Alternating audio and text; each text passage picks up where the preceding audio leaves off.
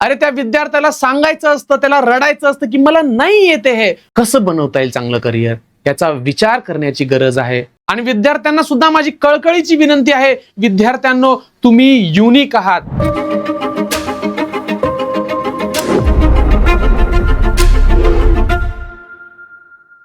नमस्कार विद्यार्थी आणि पालकांनो, माझ्या मागे जे बॅनर आहे ते बघून कदाचित काही लोकांना धक्का बसला असेल की सर, मराठवाड्यातील हजारो विद्यार्थी तुमच्याकडे येतात आणि नीट परीक्षेसाठी तयारी सुरू करतात, तर मग तुम्ही हे जे बॅनर बनवलं आहे MBBS कॅम्प, त्याच्या आधी एक शब्द आहे ओव्हर हाइप्ड MBBS कॅम्प. आजचा हा विषय आपल्या विद्यार्थ्यांसाठी, आपल्या मराठवाड्यातील विद्यार्थ्यांसाठी, आपल्या महाराष्ट्रातील विद्यार्थ्यांसाठी अत्यंत ज्वलंत मुद्दा आहे. आपण समाजामध्ये हजारो लाखो डॉक्टर्स बनवण्यासाठी या सर्व विद्यार्थ्यांना या रेसमध्ये उतरवतो, पण तुम्ही कधी विचार केला आहे का की असे लाखो विद्यार्थी आहेत, मी म्हणेल 90% जास्त विद्यार्थी आहेत की ज्यांचं स्वप्न पूर्ण होत नाही, त्यांना एका वेगळ्या फेजमधून, कदाचित डिप्रेशनच्या फेजमधून स्वतःचा प्रवास नंतर करावा लागतो. आणि तोच इथून पुढे नाही झाला पाहिजे, त्यासाठी हा माझा पहिला प्रयत्न. तर सर्वात आधी नमस्कार, मी अभिजित पेशकार आणि तुम्ही बघत आहात वीकली टॉक 6. मी प्रत्येक आठवड्यामध्ये एका वेगळ्या विषयावरती एक वीकली टॉक करत असतो आणि हे वीकली टॉक तुम्ही अवश्य बघा, कारण की हे वीकली टॉक आपल्या समाजासाठी, विद्यार्थ्यांसाठी, पालकांसाठी अत्यंत महत्त्वाचे असतात. तर चॅनलला सबस्क्राईब करून ठेवा, बेल आयकॉन दाबून ठेवा, म्हणजे प्रत्येक वीकली टॉकचं नोटिफिकेशन तुम्हाला लवकरच भेटून तुम्ही हा वीकली टॉक मिस नाही करणार. तर सगळ्यात आधी मला सांगा की आपण विद्यार्थ्यांना जेव्हा नीट ही परीक्षा असते आणि जेव्हा विद्यार्थी ह्या परीक्षेसाठी तयारी करतो, तेव्हा आपण ह्या विद्यार्थ्यांना काय सांगत असतो की बेटा तुला MBBSच बनायचंय. किंवा विद्यार्थी सुद्धा याच इंटेन्शन येतो की मला डॉक्टरच बनायचंय. नक्कीच त्यांनी डॉक्टर बनलं पाहिजे, पण काही सत्य तुम्ही पडताळून बघितली तर तुम्हाला कळतील की 24 लाख पेक्षा जास्त विद्यार्थी ही परीक्षा भारतामध्ये देत असतात आणि महाराष्ट्रामध्ये 1.5-2 लाख विद्यार्थी ही परीक्षा प्रत्येक वर्षी देतात. आणि याच्यामध्ये सांगण्यासाठी तुम्हाला माहितच असेल की रिपीटर्स मुलं सुद्धा असतात, म्हणजे 12वीच्या विद्यार्थ्यांसोबत हजारो रिपीटर्स विद्यार्थी जे 2-3 वर्ष रिपीट करून ही परीक्षा देत असतात. आता सिंपल कॅल्क्युलेशन करा, 1.5-2 लाख विद्यार्थी हे नीट परीक्षेसाठी प्रयत्न करतात आणि आपल्याकडे किती सीट्स आहेत? काय वाटतं तुम्हाला, किती सीट्स असतील? 10,000च्या आसपास हे सीट्स आहेत. मला त्या नंबरमध्ये जायचं नाहीये, पण मला हे सांगायचंय की नंबर ऑफ स्टुडंट्स हे खूप जास्त आहेत आणि नंबर ऑफ सीट्स हे खूप कमी आहेत. तर मला सांगा, प्रत्येक विद्यार्थ्याला तू डॉक्टर बनलाच पाहिजे हा हट्ट किती योग्य आहे? तुम्ही कधी विचार केलाय का की तो विद्यार्थी ज्याचं 10वीचं बॅकग्राऊंड वीक आहे, त्याच्या शाळेमध्ये त्याचं बेसिक क्लिअर नाहीये, आणि अशा विद्यार्थ्यांना जेव्हा तुम्ही प्रेशराईज करता, त्या विद्यार्थ्याला तेव्हा जेव्हा जमत नाही, तो जेव्हा हे सांगू शकत नाही की मला जमत नाहीये, पण शिक्षक, मित्र, परिवार, समाज प्रत्येक जण त्याला ढकलत असतो की तू डॉक्टर बनलाच पाहिजे, मी एवढे पैसे लावले, शिक्षक म्हणतो मी एवढं कळकळीने शिकवतोय, मित्र म्हणतात अरे तुला काय मदत पाहिजे, पण त्या विद्यार्थ्याची काय अवस्था झालेली आहे आपण कधी बघतो का? अरे त्या विद्यार्थ्याला सांगायचं असतं, त्याला रडायचं असतं की मला नाही येते हे, माझं बेसिक नाहीये पक्क, पण तरी आपण त्याला MBBSच बनायचंय हे स्वप्न दाखवतो आणि त्याचं डिप्रेशनचं कारण आपण बनतो. तर सर तुम्ही हे म्हणत आहात का की आम्ही आमच्या विद्यार्थ्यांना, आम्ही आमच्या मुलांना डॉक्टर बनवायचं नाही, आम्ही स्वप्न बघायची नाहीत? मी हे म्हणत नाही, हे लक्षात ठेवा. मी हे म्हणतोय की आपल्याला जर आपल्या विद्यार्थ्याचं करिअर बनवायचं आहे तर आपल्याला हे सुद्धा लक्षात घ्यावं लागेल की MBBS हे अल्टिमेट एंड किंवा अल्टिमेट सोल्युशन नाही. MBBS सोबत बरेच क्षेत्र आहेत ज्या क्षेत्रांमध्ये आपण आपल्या विद्यार्थ्यांना वाटचाल करायला सांगू शकतो. पण तुमचा प्रश्न असेल सर आमच्या मुलांनी PCB घेतलेला आहे, मग PCB घेऊन MBBS नाही बनणार तर काय बनणार? थोडं लॉजिक लावा. पीसीबी घेऊन फक्त एमबीबीएस हेच एक क्षेत्र आहे का?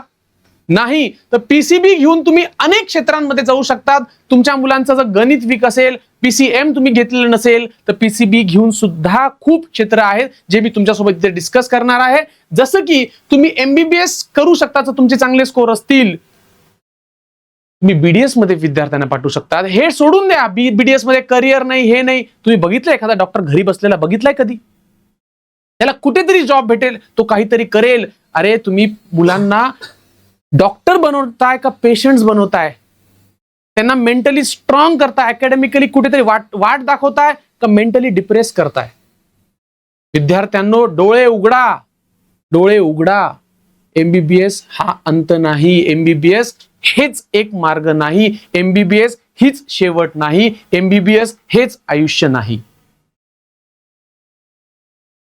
बीएमएस करू शकता, बीएचएमएस करू शकता, नर्सिंग करू शकता. अरे डिप्रेशन मध्ये जाण्यापेक्षा असे तुम्हाला किती क्षेत्र दाखवू मी. तुम्ही बीपीटी करू शकता, बॅचलर ऑफ फिजिओथेरपी करू शकता. आज फिजिओथेरपिस्टची किती गरज आहे समाजाला.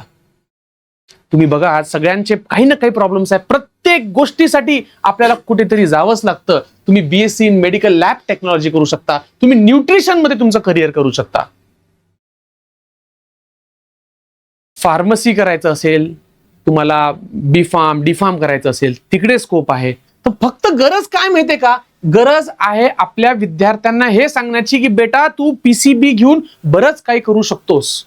मी हे बिलकुल म्हणत नाही की आपण प्रयत्न करायचे नाहीये. माझा हा व्हिडिओ विद्यार्थ्यांनी प्रयत्न सोडावेत, पालकांनी प्रयत्न सोडावेत, पालकांनी अपेक्षा सोडावी याच्यासाठी नाही.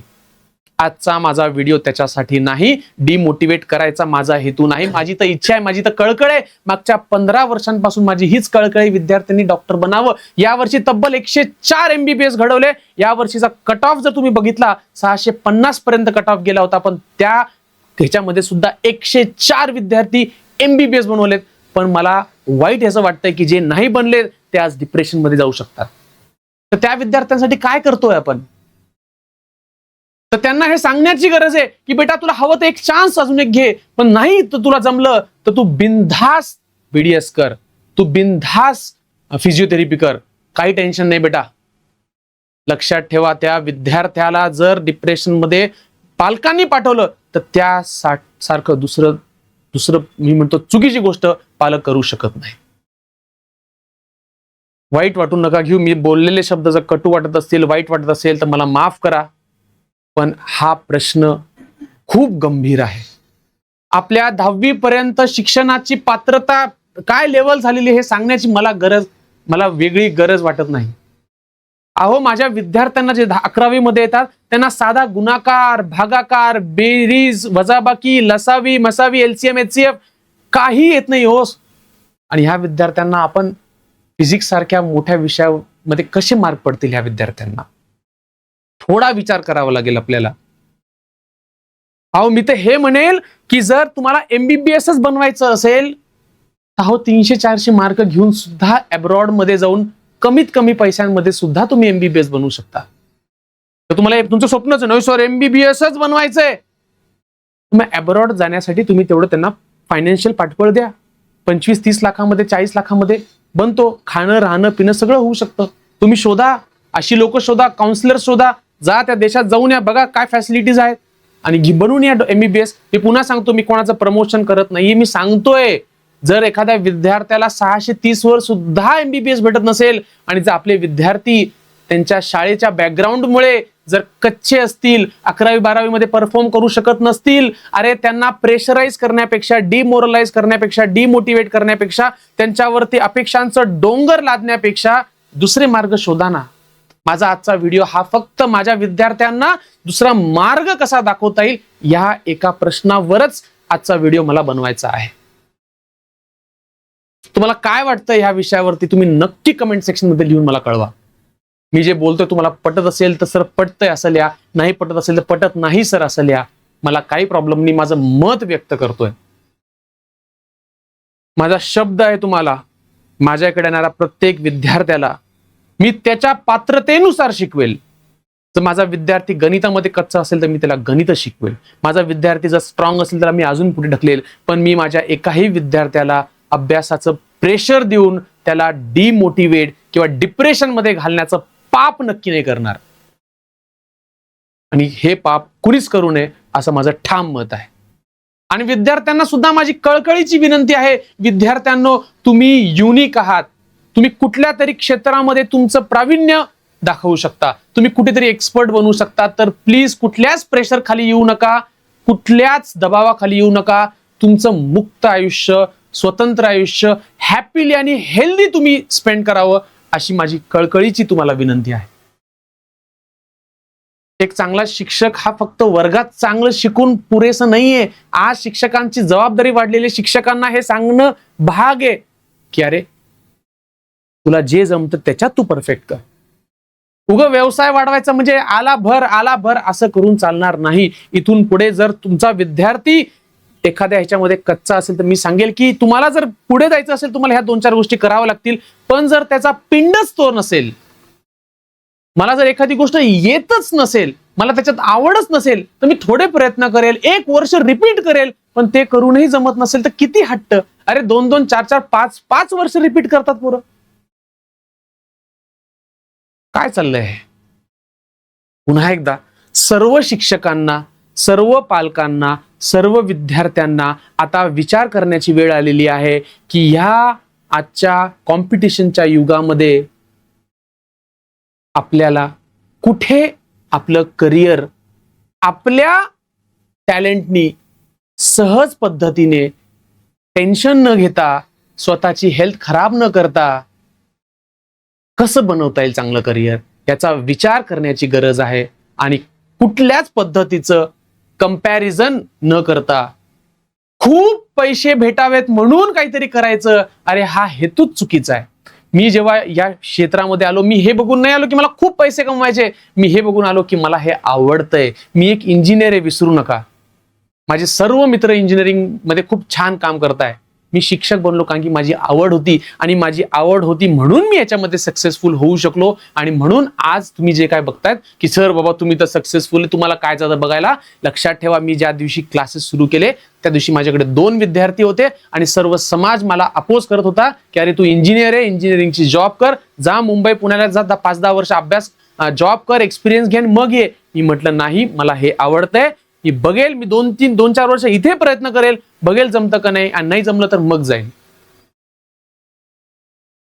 मी काही डायरेक्ट शिकवायला नाही लागलोय, मी खूप एफर्ट्स घेतले आणि मग आज इथे आहे. त्यामुळे चला आपल्या विद्यार्थ्यांशी बोलूयात, चर्चा करू त्यांच्यासोबत की बेटा तुला जमतंय का, तुझी आवड आहे का, तुला खरंच करायचंय का. पालकांनी अनबायस्ड होऊन, कुठल्याच पद्धतीचा भेदभाव करून किंवा माझा मुलगा हुशार आहेच सर, तो तर मेहनती आहेच, तो करू शकतो सर, हे बोलणं आधी बंद करा. खरंच स्वतःच्या मनाला विचारा की खरंच त्याला झेपणार आहे का ते, आणि काय वाईट आहे याच्यामध्ये. माझ्या मुलाला ही गोष्ट येत नाही हे ऍक्सेप्ट करण्यामध्ये वाईट काय. हा ते येत नाही, प्रयत्न करा, ते सुधारण्याचा प्रयत्न करा, त्याला बदलण्याचा प्रयत्न करा, पण हट्ट नका करू की ते आलंच पाहिजे. अरे तुम्ही घोड्याला उडण्याचा कसा कॉम्पिटिशन मध्ये टाकू शकता, तो उडू शकतच नाही, तो पळू शकतो. प्रत्येक विद्यार्थ्याचं एक कल असतो, प्रत्येक विद्यार्थ्याचं एक टॅलेंट असतं, आणि त्या विद्यार्थ्याला त्याच्याप्रमाणेच करावं लागतं. मी पुन्हा एकदा विषयावरती येतो आणि हे सांगतो की पीसीबी करून सुद्धा खूप मार्ग आहेत. पीसीबी करून तुम्ही अरे नर्सिंग करू द्या रे, काही प्रॉब्लेम. मोठ्या मोठ्या हॉस्पिटलमध्ये नर्सिंगचा तुमचा मुलगा हेड होऊ शकतो. फिजिओथेरपिस्टची गरज आहे आज. बीडीएस करू द्या, डेंटिस्टची गरज आहे. बीएमएस करू द्या, गावाकडे बीएमएस डॉक्टर्सची खूप डिमांड आहे.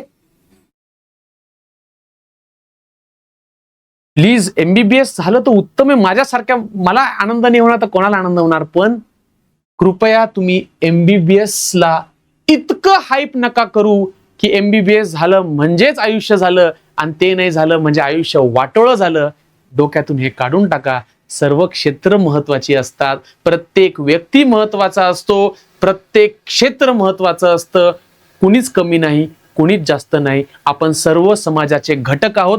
प्रत्येक घटकाचं त्याचं एक महत्व असतं आणि ते आपण मान्यच केलं पाहिजे. मी काही बोललो असेल, काही चुकलं असेल, हात जोडून माफी मागतो. आणि तुम्हाला आवडलं असेल नक्की ह्याच्यावरती पाऊल घ्या. या व्हिडिओला जास्तीत जास्त शेअर करा. आपल्या विद्यार्थ्यांचं करिअर आपली जबाबदारी आहे. चला तर मिळून आपल्या विद्यार्थ्यांसाठी काहीतरी करूयात. पुन्हा एकदा वीकली टॉक्स तुम्हाला कसे वाटतात ह्याची प्रतिक्रिया मला नक्की द्या आणि पुढच्या वीकली टॉकमध्ये भेटूयात. तोपर्यंत स्वतःची काळजी घ्या. बाय.